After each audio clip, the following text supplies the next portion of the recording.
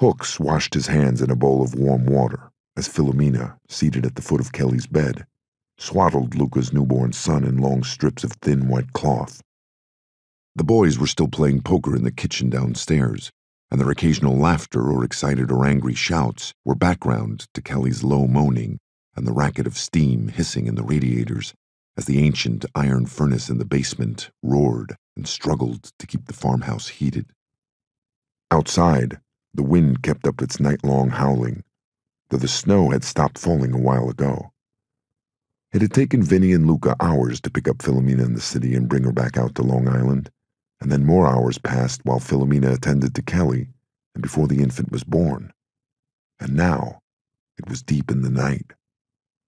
Philomena had been angry from the moment she saw Kelly lying in Luca's big bed looking half dead, her eyes clouded and her body frail and wasted around the mound of her belly. She'd seen Kelly and turned a furious glance on Luca, who had hardly seemed to notice. He'd left Hooks with her to help, and then gone down to play poker, and as soon as he'd closed the door behind him, Philomena had cursed him in Italian. When she had finished cursing the closed door, she turned to Hooks and started barking out orders. She was a stout woman, probably only in her 30s, but with a look about her of antiquity, as if she had been on Earth since the beginning of time. When Philomena finished swaddling the infant, she held it to her breast and pulled a sheet up to Kelly's chin. To Hooks, she said, "They must both go to the hospital or they'll both die." She said it calmly, and then she approached Hooks and stood toe-to-toe with him and repeated it. Hooks touched her arm and told her to wait. He went down to the kitchen where he found Luca sitting back from the table with a bottle of whiskey in his lap, watching the others play out a hand. Everyone was drunk. In front of Luca, a stack of soggy bills was piled beside a broken whiskey glass. Vinny and Paulie were laughing about something, while the two Poles and Jojo, still in the hand, studied their cards. "Luca," Hooks said, and his tone asked Luca to step away from the table so that he could have a word with him. "What?" Luca answered, his eyes on the broken tumbler and the pile of wet bills. When Hooks didn't speak, Luca turned to face him. Hooks said, "The baby's born. Philomena wants to see you. Tell her to bring it down here." Hooks said, "No, listen, Luca." Luca yelled up the stairs, "Philomena! Bring that fucking thing down here." He held the bottle of whiskey by the neck and broke it on the edge of the table, sending a shower of whiskey and glass over the players. The two Poles jumped up, cursing, while Jojo, Vinny, and Paulie slid back from the table but kept their seats. The Poles looked dumbfounded. Their eyes went from Luca to their money, now drenched in whiskey. Behind them, Philomena appeared at the foot of the stairs, holding the infant close to her chest. Luca told the Poles to take their money and get out. To Philomena, he said, "Bring that thing down to the basement and throw it in the furnace. Or bring it over here." He held the broken bottle up, "and let me cut its throat." Gorski, the tall Pole, the older guy, said, "Now wait a minute." And he took a single step around the table toward Luca before he stopped. Luca, watching Gorski, said to everybody and to no one, "Cowards." Gorski laughed as if he finally got the joke and said, "You're not really going to harm that baby." Luca said, "Take your money and get out." Eddie Jaworski, the other Pole, said, "Sure," and went about quickly stuffing bills into his pocket. Gorski, after a second, joined him. To Eddie, Gorski said, "He's not really going to harm a newborn infant." "You two," Luca said to his boys. "All of you, get out." Philomena, clutching the infant, stood with her back to the wall when Luca got up from his seat with the broken bottle in his hand. Philomena said, the words rushing out of her, "This is your baby. He's born too soon. Take him to the hospital, him and his mother." She held the infant tightly and pressed herself back against the wall. Luca moved closer to Philomena. When he was hovering over her, he looked down for the first time at the bundle of swaddling in her arms. He lifted the whiskey bottle to his chin, and Hooks stepped between him and Philomena and put his hand on Luca's chest. "Boss," Hooks said. With his left, Luca threw a straight, swift punch that dazed Hooks and stood him up while his arms dropped to his sides like a pair of weights. Luca shifted the bottle to his left hand, leaned back, and put his weight behind the right to Hooks's head. Hooks went down like the dead, landing on his back with his arms thrown to either side of him. "Madre de Dio," Filomena said. Luca said, "I'm going to tell you one more time, and if you don't do what I say, I'm going to cut your throat from ear to ear. Take that thing down to the basement and throw it in the furnace." Filomena, shaking, unwrapped a layer of swaddling from the infant, exposing its tiny wrinkled face and a little piece of its chest. She showed it to Luca. "Here," she said, holding the infant out toward Luca. "If you're the father, you take it. It's your baby." Luca looked at the infant, his face expressionless. "I might be the father," he said, "but it doesn't matter. I don't want any of that race to live." Filomena looked confused. "Here," she said again, offering Luca the infant. "You take it." Luca began to raise the broken bottle and then stopped. "I don't want to take it," he said, and he grabbed Filomena by the back of her neck and pushed her roughly through the kitchen and down the stairs to the basement, where the furnace rumbled and cast off a close circle of heat. The basement was dark, and he dragged Filomena to within a few feet of the furnace, and then let her go as he opened the furnace door. A blast of heat and red light shot out from the burning coals. "Throw it in," Luca said. "No," Filomena said. "Mostro." When Luca put the broken bottle to her neck, she held out the infant to him. "It's your child," she said. "Do what you want with it." Luca looked to the furnace and then again to Filomena. He blinked and took a step back. In the red light from the burning coals, she didn't look like Filomena. She didn't look like the woman he had picked up on 10th Avenue a few hours earlier. He didn't recognize her. "You have to do it," he said. Filomena shook her head, and then, for the first time, tears came to her eyes. "Throw it in the furnace," Luca said, "and I'll forgive you. If you don't, I'll cut your throat and throw you both in." "What are you talking about?" Filomena said. "You're mad." Then she sobbed, and she looked as though she had come to a terrible realization. She said, "Oh, Madre de Dio, you're mad." "I'm not mad," Luca said. He raised the jagged edge of the whiskey bottle to Filomena's neck and repeated what he had said earlier.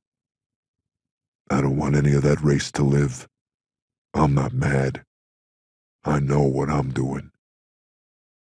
When Filomena said, "No, I won't do it," Luca took her by the hair and pulled her into the blast of heat issuing from the open furnace door. "No!" Filomena shouted.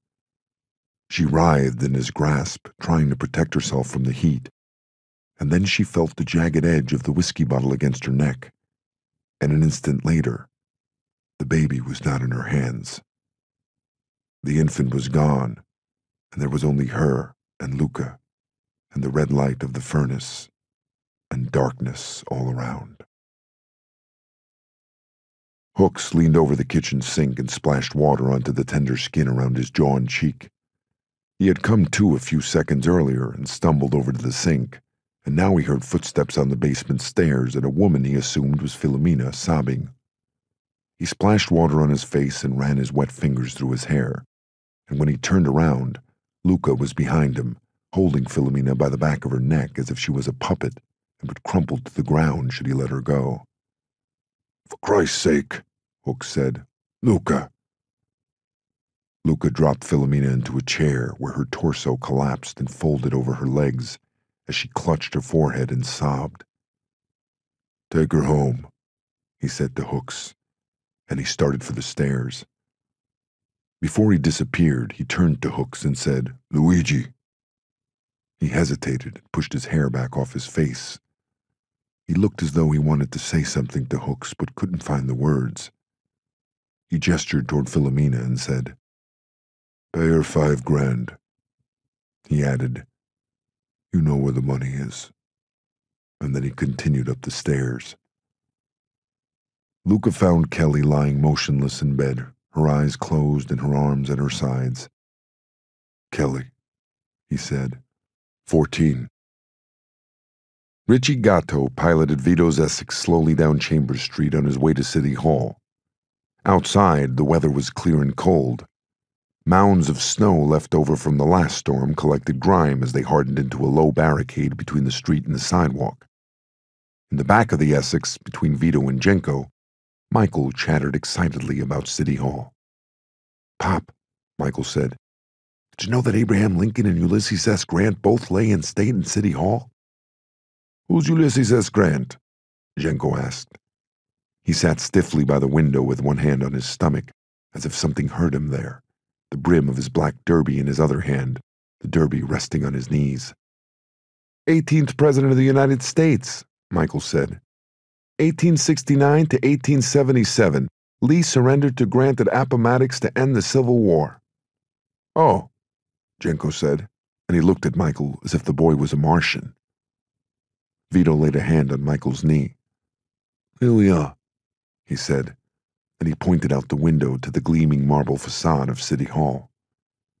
"Wow," Michael said. "Look at all those steps." Vito said, "There's Councilman Fisher." Richie, having caught sight of the councilman, pulled the big Essex to the curb in front of the central portico. Michael was dressed in a navy blue suit with a white shirt and a red tie, and Vito leaned over him to straighten out the tie and pull its knot neatly to the collar. "After the councilman gives you a tour," he said, "one of his aides will drive you home." He took a money clip from his inside jacket pocket, slid a $5 bill free, and handed it to Michael. "You won't need this," he said, "but you should always have a few dollars with you when you're away from home, capiche?" "See," Michael said. "Thanks, Pop." In front of the City Hall steps, Councilman Fisher waited with his hands on his hips and a broad smile on his face. He was sharply dressed in a brown window-pane plaid suit with a high-collared shirt, a bright yellow tie, and a yellow carnation in his lapel. Though it was cold, even in the bright sunlight, he carried his overcoat draped on his arm. He was a stocky, middle-aged man with bright shocks of blonde hair showing around the edges of his fedora. Michael pulled on his overcoat and followed his father out of the car and across the wide sidewalk, where the councilman was walking toward them with his arm extended for a handshake. "This is my youngest son, Michael," Vito said, after shaking the councilman's hand and exchanging greetings. He put his arm around Michael's shoulder. "He's very grateful to you for your generosity, Councilman." The councilman put his hands on Michael's shoulder and looked him over. To Vito, he said, "Fine-looking man you've got here, Mr. Corleone." To Michael, he said, "So your father tells me you've developed an interest in government. Is that right, young man?" "Yes, sir," Michael said. The councilman laughed and patted Michael on the back. "We'll take good care of him," he said to Vito, and then he added, "Say, Vito, you and your family should join us in the big civic responsibility parade we're planning for the spring. The mayor's going to be there, all the city councilmen, prominent New York families." To Michael, he said, "You'd like to march in a parade like that, wouldn't you, young man?" "Sure," Michael said, and he looked up to Vito. Jenko said, "Mikey's turning into a handsome kid. He looks sharp all dressed up." "He's smart," Vito said. He watched his son ascend the steps of City Hall as Richie pulled the Essex back out onto the road. When the boy was out of sight, he leaned back in his seat and loosened his tie slightly. He asked Jenko, "Have we heard anything more from Frankie Pentangeli?"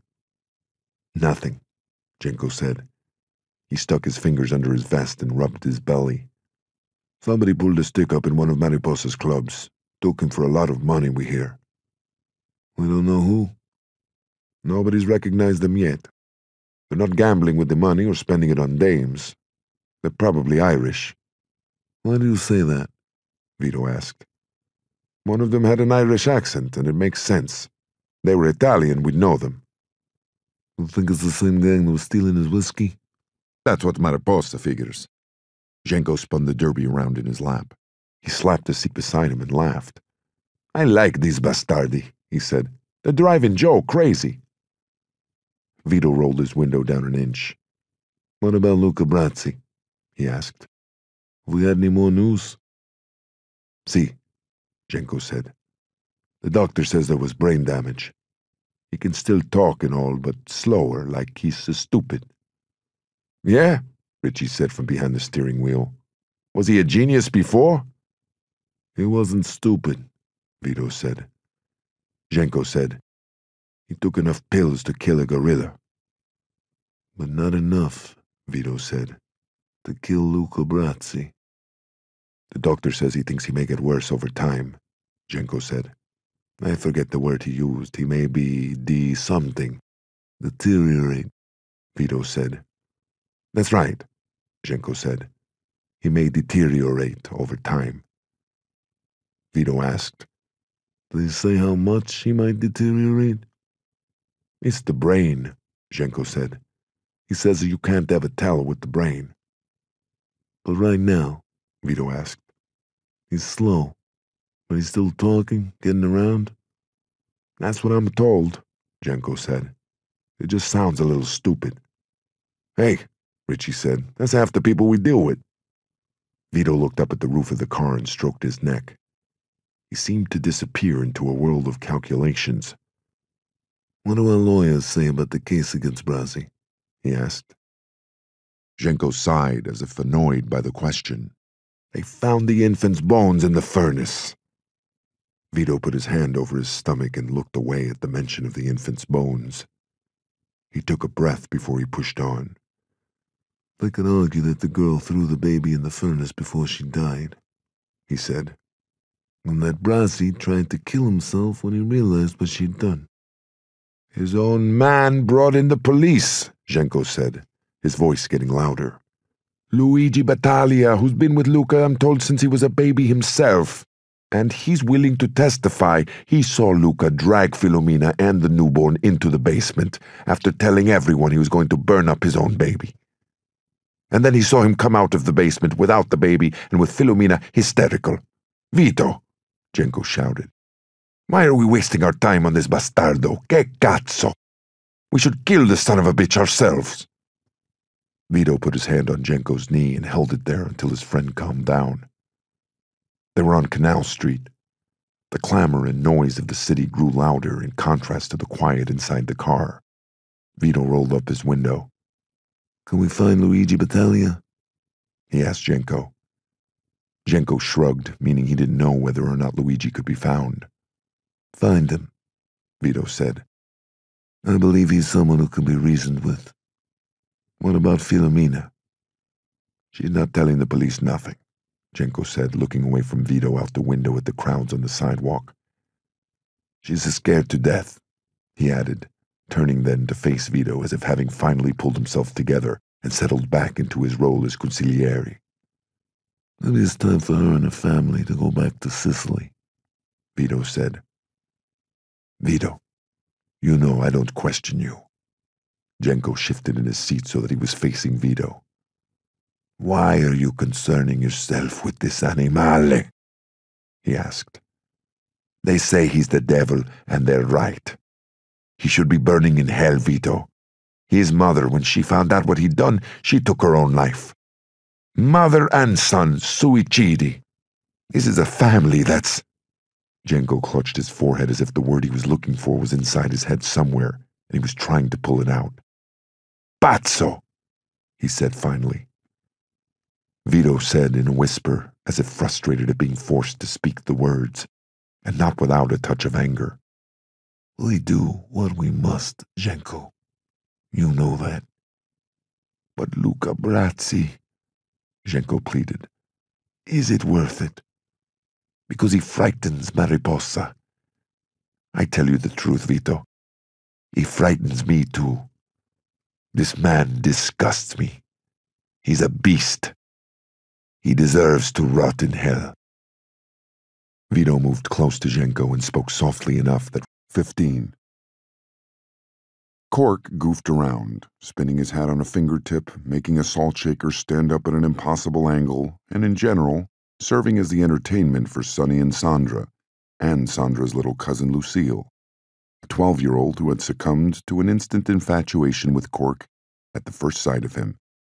An infatuation that manifested itself in irrepressible giggles and a dopey batting of her eyes.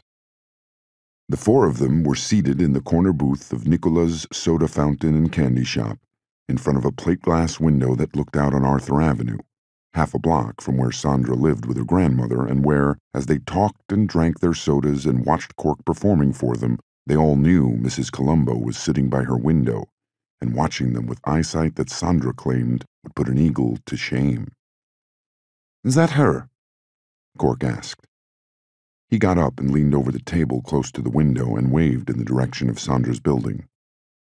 Lucille squealed and covered her mouth, and Sonny, laughing, pushed Cork down. Sonny and Sandra were seated on one side of the booth across from Cork and Lucille. Out of sight, under the table, Sonny held Sandra's hand, his fingers entwined with hers. "Cut it out," Sonny said. "You're going to get her in trouble." "Why?" Cork shouted, his face a mask of incredulity. "I'm only being a good lad and waving politely." Sandra, who had been quiet throughout the whole carefully arranged meeting, from the time Cork and Sonny met her and Lucille on her front stoop and escorted them to Nicola's, and bought them each sodas, opened her purse, looked at a silver timepiece, and said softly, "We have to go now, Sonny. I promised my grandmother I'd help her with the laundry." "Aw," Lucille said. "Do we have to go already?" "Hey, Johnny, Nino," Sonny called to Johnny Fontaine and Nino Valenti, who had just pushed through the front door. "Come over here," he said. Johnny and Nino were both good-looking boys, a few years older than Cork and Sonny. Johnny was thin and ethereal in comparison to Nino, who was the more muscular of the two. Lucille folded her hands on the table and beamed at them. "I want you to meet Sandra and her little cousin Lucille," Sonny said as Johnny and Nino approached the table. At the word little, Lucille cast a quick dark glare at Sonny. "We're very pleased to meet you," Johnny said, speaking for Nino. "We are most certainly," Nino said. He added, squaring off angrily in front of Cork, whom he'd known for as long as he'd known Sonny and his family, "Who's this mug?" Cork gave Nino a playful shove. The girls, apparently relieved that Nino wasn't really angry, laughed at the joke. "Hey, Sandra," Johnny said. "You're too beautiful to be given a half portion like Sonny the time of day." "Yap, yap, yap," Sonny said. Nino said, "Don't pay any attention to Johnny. He thinks he's the next Rudy Valentino. I keep telling him he's too skinny." He poked Johnny in the ribs, and Johnny swatted his hand away. "Sonny," Johnny said, "you should bring Sandra to see us at the Breslin. It's a swank little club. You'll like it." "It's a hole in the wall," Nino said. "But hey, they're actually going to pay us with real money." "Don't listen to him," Johnny said. "He's a twit, but he can play the mandolin pretty good." "When this guy don't ruin everything by trying to sing," Nino said, putting his arm around Johnny's shoulder. "I know the Breslin," Cork said. "It's a hotel on Broadway and 29th. "That's the place," Nino said. "We're playing the bar." "It's a club," Johnny said, looking honestly frustrated. "Don't listen to a word this guy says." Under the table, Sandra squeezed Sonny's hand. "We really have to go," she said. "I don't want to get my grandmother mad." "All right, you Gavon." Sonny slid out of the booth. Once he was on his feet, he grabbed Johnny around the neck in a playful headlock. "Hey," he said, "if my father's your godfather, what's that make me? Your god brother?" "It makes you a crazy man," Johnny said, wrestling free of Sonny. Nino, who had wandered over to the soda fountain, called to Sonny. "Tell your father maybe he wants to come see us at the Breslin. The pasta primavera is pretty good." "Only time my pop goes out to restaurants," Sonny answered, "is on business. Otherwise," he added, looking at Sandra, "he prefers to eat at home." Cork moved to the door and put his hand on the knob.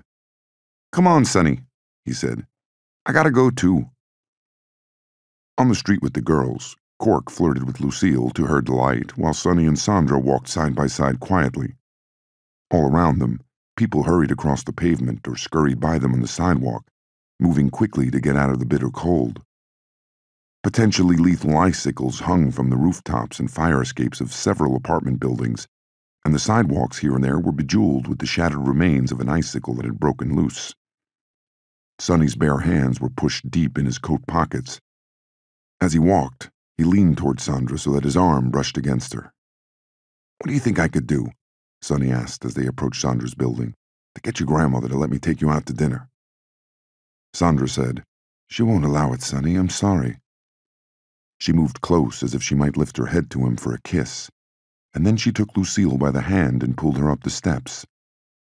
The girls waved goodbye, and then they were gone, swallowed up by the building's red brick walls. "She's a beauty," Cork said, walking back to his car with Sonny. "So," he added, "you're gonna marry her?" Sonny said, "It'd make my family happy." "Jeez!" he yelled, turning up as Cork's Nash was parked in front of a fire hydrant in the corner of 189th, its front right tire on the curb. Sonny pointed to the fire hydrant and said, "Ain't you got no respect for the law?" "Listen, Sonny," Cork said, ignoring the joke. "I've been thinking about something you said to me a while ago, and you're right. We've got to go one way or the other." "What are you talking about?" Sonny got into the Nash and pulled the door closed behind him. It was like stepping into an icebox. "Vafangool," he said. "Turn on the heat." Cork started the car and revved the engine. "I'm not saying I'm not happy with the money we're making," he said, watching the temperature gauge. "But it's penny ante compared to what guys like your father are pulling in." "So? My father's got an organization he's been building since before either of us was born. You can't make the comparison." Sonny gave Cork a funny look, as if to ask what the hell he was getting at. "Sure," Cork said. "But what I'm saying is, if, like you said, you went to him and told him you wanted to be part of his organization, then maybe you could bring us all in with you." "Jesus Christ," Sonny said. "Cork, for all I know, I tell my father what we've been doing, and I'll be the first guy he kills." "Ah," Cork said. He turned on the heat. "You could be right." He shoved Sonny. "He wants you to be an automobile tycoon," he said. "Sonny Corleone, Captain." The film reel on the projector wobbled as the machine whirred and hummed and cast across the darkened hotel room a scratchy black and white image of a short, plump young woman with long black hair sucking a headless man's dick. The guy in the film stood with his legs spread and his hands on his hips, and though the frame of the shot cut off his head, he was clearly a young guy, his taut white skin heavily muscled. On a couch next to the projector, one of Shea Hollywood's camera girls sat in Giuseppe Mariposa's lap. With one hand, Giuseppe played with the camera girl's breasts, while in the other hand he held a fat cigar, its smoke wafting up into the stream of light from the projector. Next to Giuseppe and the camera girl, Philip Tattaglia had his hand under the slip of one of his whores, while another of his girls knelt on the floor between his legs, her head buried in his lap. They were all in their underwear, everyone except the singer from Shea Hollywood with the striking platinum blonde hair and the two young guys seated by the hotel room door, both of whom were wearing blue pinstripe suits, a matching set of hatchet men.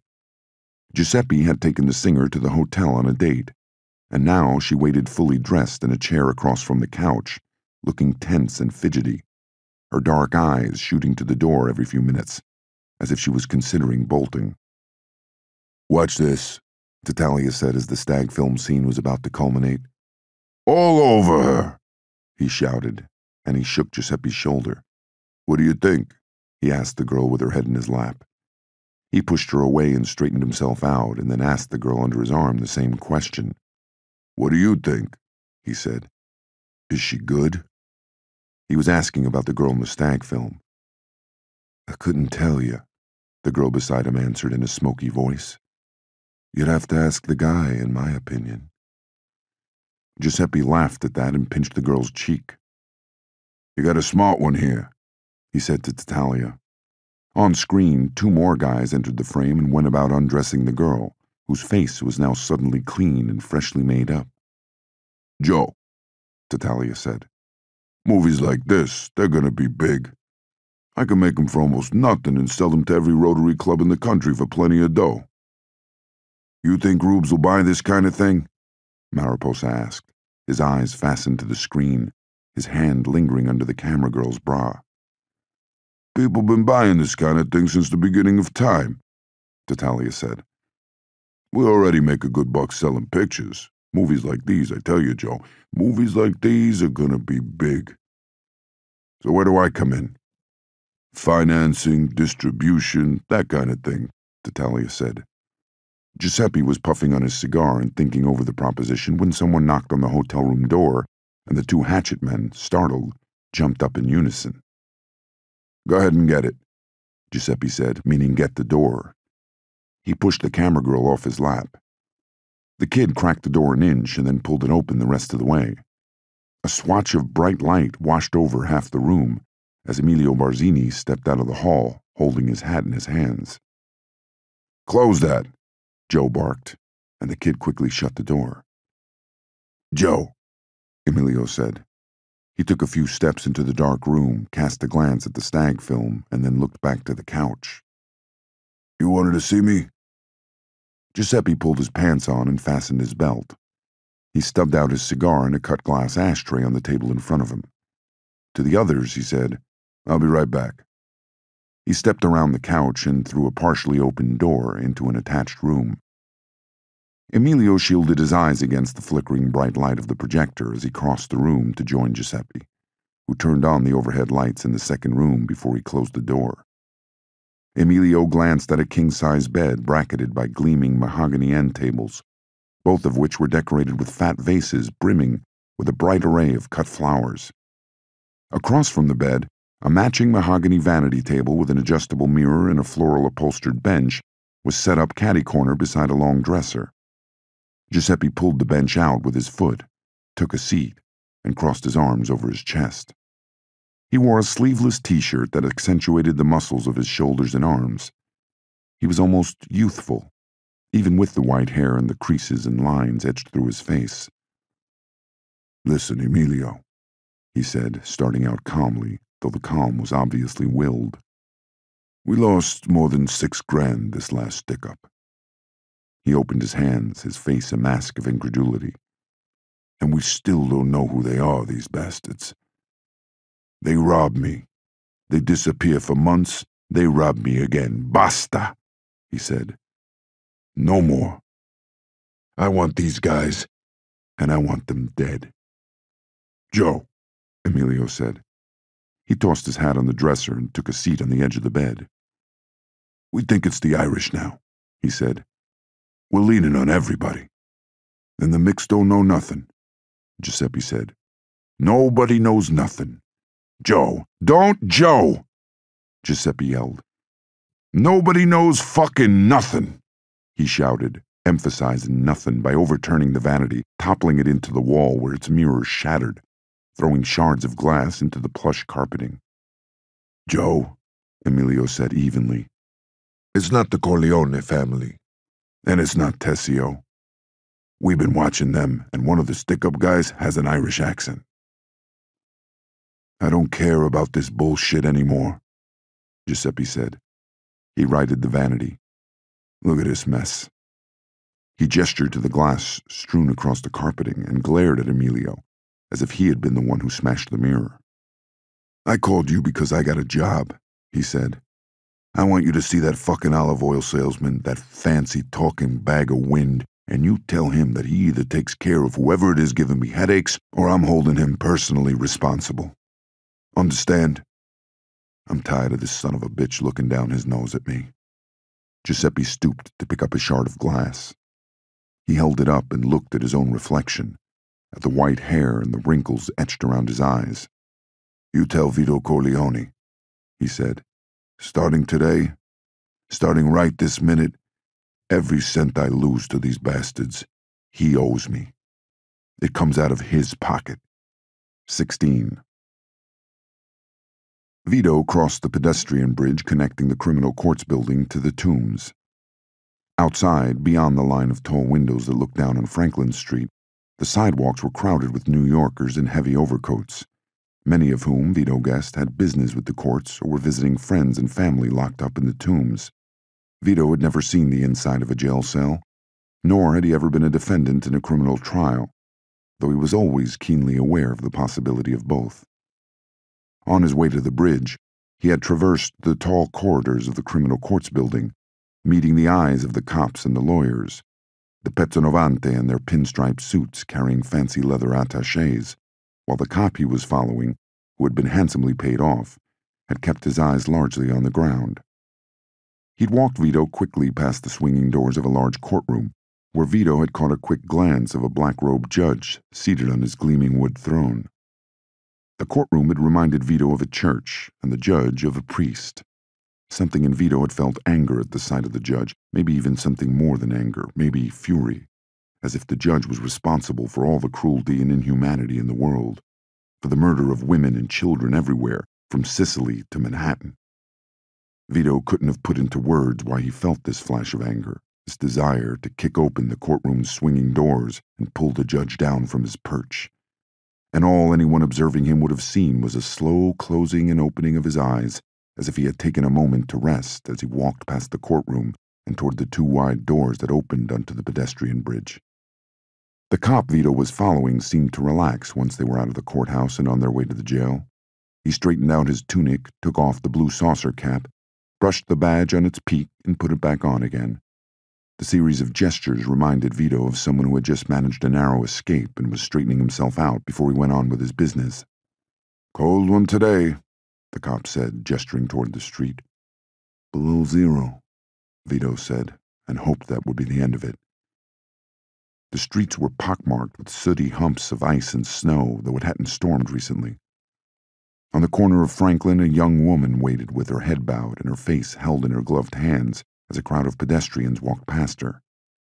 Vito noticed her as he first stepped onto the bridge. He watched her appear and disappear as he moved from window to window. When he passed the last window, she was still standing there motionless, her head in her hands, and then Vito crossed from the bridge to the tombs and lost sight of her. "We've got him in the basement," the cop said as they entered a long corridor of closed doors. "We brought him over from the hospital ward." Vito didn't bother to answer. Somewhere out of sight at the far end of the corridor, someone was yelling in anger, berating someone, and the sound of it wafted along the hallway. "I'm Walter," the cop said, suddenly deciding to introduce himself. He had just shouldered open a door onto a stairwell. "My partner, Sasha's keeping an eye on him." He checked his wristwatch. "We can only give you a half hour at the most." "I won't need more than a half hour." "And you understand," the cop said, looking Vito over carefully, his eyes moving up and down the contours of Vito's suit jacket and searching the folds of the overcoat he held draped over his arm. "You understand that nothing can happen to him while he's in our custody."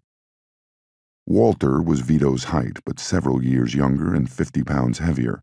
His gut pushed at the tunic's brass buttons, and his thighs stretched the blue fabric of his pants. "Nothing will happen to him," Vito said. The cop nodded and led Vito down 2 flights of stairs and onto a windowless corridor that smelled of something offensive. Vito covered his face with his fedora to block the smell. "What is that?" "Mug's got to take a beating," Walter said. "This is where we bring him." He looked around as he walked, as if trying to locate the source of the odor. "Smells like someone lost his lunch." At the end of the corridor and around a corner, Sasha waited with his back to a green door, his arms folded over his chest. At Vito's approach, he opened the door and stood aside. "Half hour," he said. "Did Walt explain?" Through the open door, Vito saw Luca sitting up on a hospital gurney. His appearance was so changed that at first glance Vito thought they had brought him the wrong man. The right side of his face drooped slightly as if it had been yanked down 1/8 of an inch. His lips were swollen, and he breathed noisily through his mouth. Luca squinted through dulled eyes as he looked up toward the open door. He appeared to be struggling both to see clearly and to understand what he saw. Sasha, seeing Vito hesitate in the doorway, said, "He looks worse off than he is." "Give us a little privacy," Vito said. "You can wait around the corner." Sasha looked at Walter as if he wasn't any too sure about. As Luca spoke, Vito for the first time saw a hint of the old Luca, as if that other Luca was lurking someplace under the damaged face and dull eyes. How are you? Vito asked. A second passed, and Luca answered, How do I look? An expression that might have been an attempt at a smile passed over his face. Vito noted the momentary delay between the asking of the question and the response, and so spoke slowly, giving Luca time to process and respond to what was said. You don't look so good, he said. Luca slid off the gurney and crossed the room to find a second chair. He was naked under the gown, which was too small to tie closed and so fell open over his broad back. He found a chair and pulled it across from Vito, so that they were facing each other. You know what I keep thinking about? He asked as he took his seat. Again, his words came out interrupted by a pause, in which he seemed to have to recall the next series of words while he fixed something in his mouth or throat, but his meaning was clear, as were the words themselves. When Vito shook his head, Luca said, Will O'Rourke. Why's that? I hate him, Luca said. He added, I want him dead. A few seconds passed, and Luca made a sound that Vito interpreted as a laugh. Luca, Vito said, I can help you. I can get you out of this. This time, Luca clearly smiled. Are you God? I'm not God, Vito said. He picked up his hat and looked at it and then put it down in his lap again on top of his overcoat. Listen to me, Luca, he said. I want you to trust me. I know everything. I know all you've been through. I know. What? What do you know, Vito? Luca leaned forward in his seat, a hint of menace in the movement. I know what you're talking about, he said. You know I killed my father, so you think you know everything, but you don't know anything. But I do, Vito said. I know about your mother. I know about your neighbor, the teacher, this Lowry fellow. What do you know? Luca sat back again, put his hands on his knees. The police figured you did it, Luca, but they had no proof. Did what? Luca, Vito said. The pieces of this puzzle are not difficult to fit together. Why would your father, a Sicilian, try to cut his own baby out of his mother's womb? The answer is, he wouldn't. Never. And why would you push this Lowry, your next-door neighbor, off the roof as soon as they let you out of the hospital? Luca, this is a tragedy, not a mystery. You killed your father to save your mother, and then you killed the man who cuckolded your father.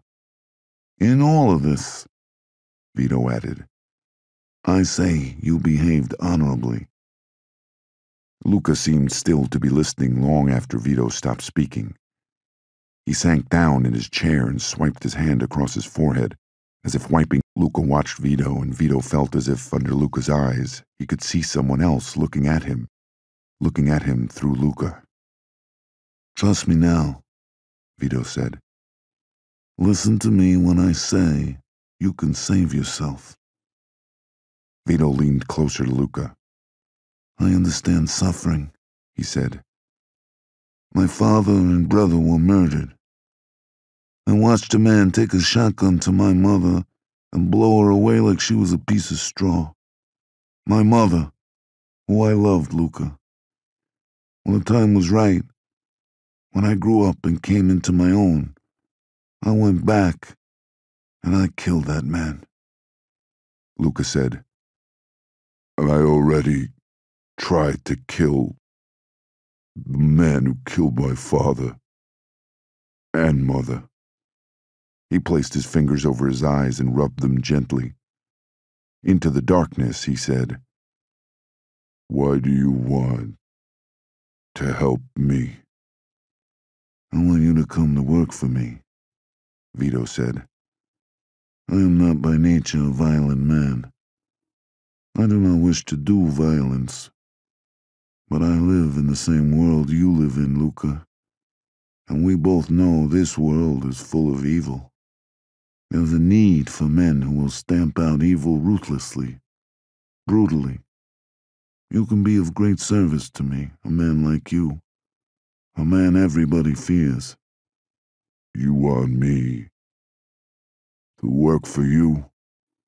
I'll take care of you, Vito said. I'll take care of your men. These charges against you will be dropped. What about the witness? Luca asked. What about Luigi Battaglia? He will recant or disappear. Filomena, the midwife, is already in my care. She'll be returning to Sicily with her family. This whole incident, Vito said, will be behind you. And for this, all I have to do is come to work for you as a soldier? Luca watched Vito with curiosity, as if he truly couldn't comprehend why he would make such an offer.